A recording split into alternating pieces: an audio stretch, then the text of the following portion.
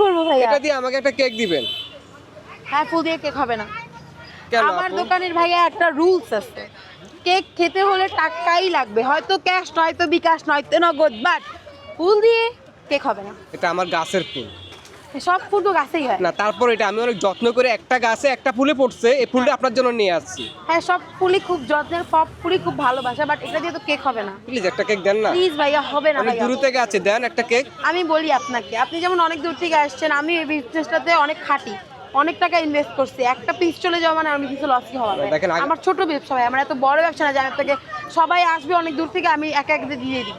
আমার খুবই ছোট ব্যবসা ভাইয়া। দেখেন আগে এত মানুষ, আমি সবার কাছে যাইনি, কিন্তু আপনার কাছে আসে, আপনি মনটা নাকি অনেক ভালো, বলছেন বড় মনে মানুষ। আমি একটা কাজ করি, আপনাকে আমি ডিসকাউন্ট দিয়ে দেই, মানে আমাদের কেকের তো প্রাইস একটু বেশি, আপনি ডিসকাউন্টে খান, বাট একদম ফ্রিতে ভাইয়া চায় না, একদম অ্যাটলিস্ট চালানটা উঠাই আমি পিসটা থেকে। আমার কাছে টাকা নাই তো।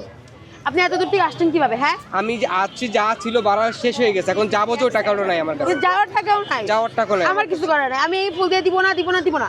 আমার কাছে ফুল দিয়ে ভাই কেক হবে না। তাহলে ভিডিও তো এখন যদি দেখো। আপনাকে দেখা দেখে আমি দেই, আরো 5 জন আসবে আমার কাছে ফুল দিয়ে। আমার ব্যবসা পুরো লস, আমার ব্যবসা লাল বাতি ভাই।